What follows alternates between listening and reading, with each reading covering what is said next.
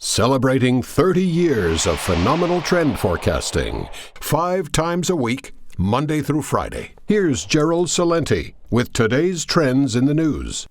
Hi, this is Gerald Celente. It's Thursday, February 18th, 2016. And here are some of today's trends in the news. Let's start over there in Asia. Whoa, Shanghai down a bit, but Hang Seng and Nikkei, they're up nicely, over 2%. Hey, how come? Let's look at Japan. Well, this is why the market went up. Japan's exports suffer biggest fall since 2009. Yay! Bring that market up. Oh, let's see what. Exports fell 12.9% year on year in January. Hey, yeah, exports down, lowest level since 2009, down 13% from a country that needs exports to survive. That's a reason for the stock market to go up. You know what that is? Oh, come on now, that ain't even bullshit. That's horse shit. Read your trend alert, sent out yesterday. False faith, not hard data, boosting markets. Well, maybe I have to take that back. Because here's some more hard facts that were a good reason for the markets to go up. This is in today's Wall Street Journal. Corporate profits in Japan bend to yen. Oh, isn't that nice language? Japanese corporate profits fell nearly 10% last quarter. All right, I got to keep reading. Exports are down. Corporate profits are down. Japan is in a recession with the last quarter's GDP down 1.4%, and the markets go up. No, they're not rigged. Everything is just fine. And by the way, it's not only there in Japan where things aren't so rosy in this time of a global recession, because the facts added up. Slumping exports jolt Asian economies. Yeah. Exports from Singapore's bellwether economy slumped to near their weakest level since the global financial crisis 8 years ago. Yeah, their non-oil domestic exports fell 9.9% in January. Down 13% over in Japan, down 10%. I love this 0.9%. Oh, you're kidding with this garbage. South Korea, their exports are down 18.8%. India, oh, they had a wonderful time out there. Let's see what they did. Oh, they're only down 13.6% for the 14th straight month. Down. And Indonesia, down 20.7%. Why, I gotta tell you, it's China and oil. That's the only two it's a global slowdown. China's only part of it. Nothing to do with oil. So, speaking about China, Ingram Micro to be bought by Chinese firm. That's right. For $6 billion, one after another. Every week I'm reading these. Go back to your Trends journals a number of years ago. China Boomtown. We said all that money that they made in China will be going into a country near you and buying it up. And they're doing it right in front of us. Because we got wars to fight and people to kill. We got to get rid of ISIS. Vote for me. I'll eradicate them, eliminate them, and destroy them. As our country's getting destroyed.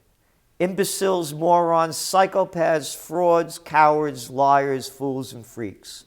It's the presidential reality show. That's right. Ooh, the Pope came out. Pope's mad at Trump. That's right. Pope said, anybody that builds a wall to keep out those refugees, those immigrants, those migrants, whatever you want to call them, coming in from Mexico. He was down in Mexico when he said this, the Pope. Not Christian. Well, of course, Trump told the Pope, Don't you tell me what to do or who I am. Don't judge me, blah, blah, blah, blah. But here's the deal. Hey, Pope, how about that evangelicals cats over there, you know, that Cruz guy and the Carson man, the Seventh-day Adventists? They're Christians. They want to bomb out ISIS till ain't nothing left anymore. And there's for collateral damage. Hey, how about Marco Rubio? He's a nice Catholic boy, isn't he? Yeah. Wants to slaughter Mary. We're going to build the biggest military. We're putting troops on the ground. We'll kill anybody we want. Hey, Popo, what's the matter? You got lockjaw about that one? Let's call it even, all right? None of them are Christian. Hey, Trump, I'm going to do worse than waterboarding. Yeah.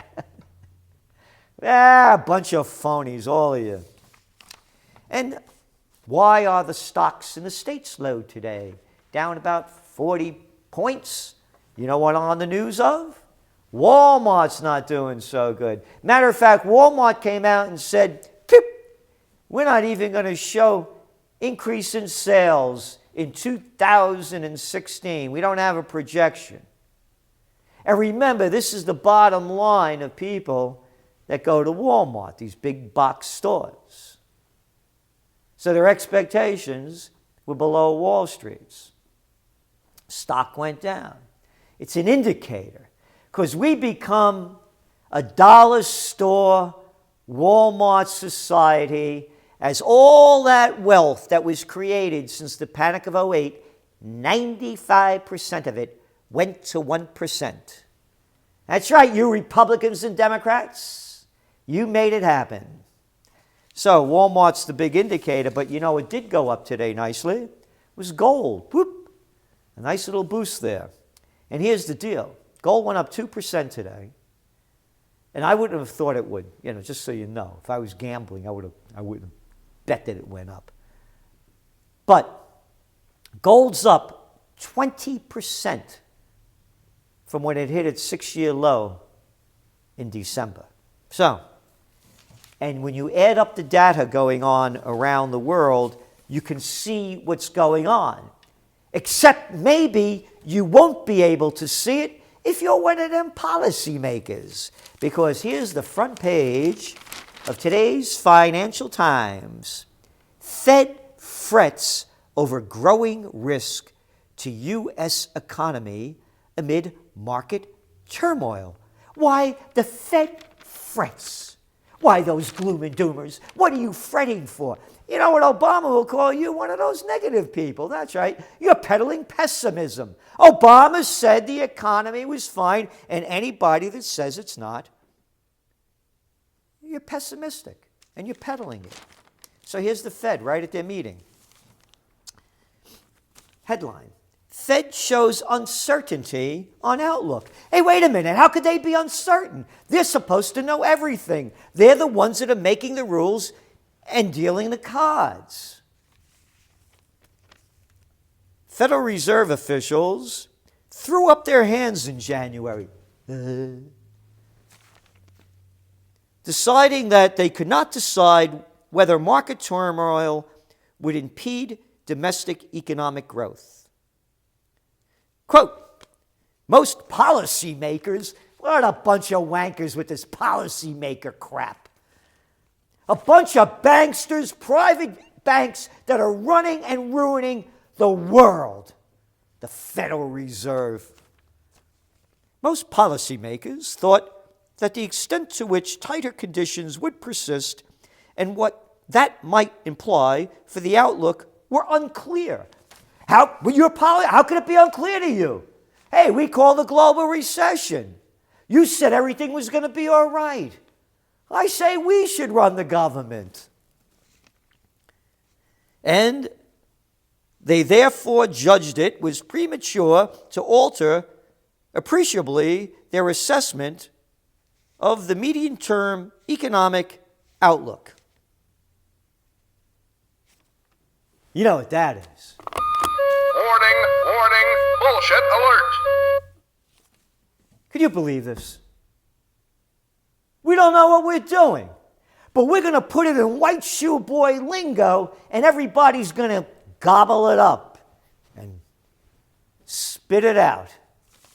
They don't know what they're doing. Again, go back to your trend alert on Wednesday. Read your Trends Journal. History before it happens, from the global recession to false faith, not hard data, boosting the markets. So today that steam seems to be running out here in the States. Deloitte, a third of global oil firms could go bust this year. The report says that companies in question have accumulated more than $150 billion in debt. And the deal, of course, the oil was up, and then today it beep, blap, not much. Down a bit on the Brent side, tiny bit down on West Texas's end. So what's the deal? No, as we said before, Iran will not cut back. And they have not cut back. They agreed to keep it where it is. And again, once the prices go up, you're going to see a glut of product go out there again. So here we go. Talking about companies that are going to be hurt, or countries and companies. Venezuela tries to prop up crumbling economy. Yep. They raised domestic gasoline prices for the first time in nearly 2 decades.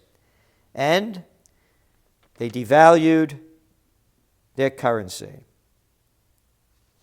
by 37%. Go back to gold. Wonder why gold prices are going up.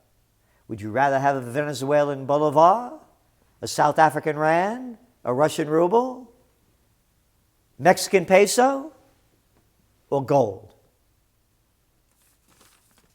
Bombardier to cut 10% of its workforce. It's a global slowdown. Ooh, this is shocking. Loan fraud threatens China's banking system. Oh, I don't believe that at all. The whole game is fraudulent. All these banksters.